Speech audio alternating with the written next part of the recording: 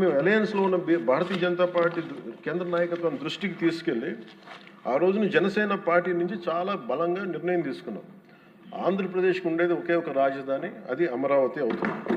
అది మేము చాలా క్లియర్ కట్గా మేము చాలా బలంగా తీసుకున్నాం అధ్యక్ష.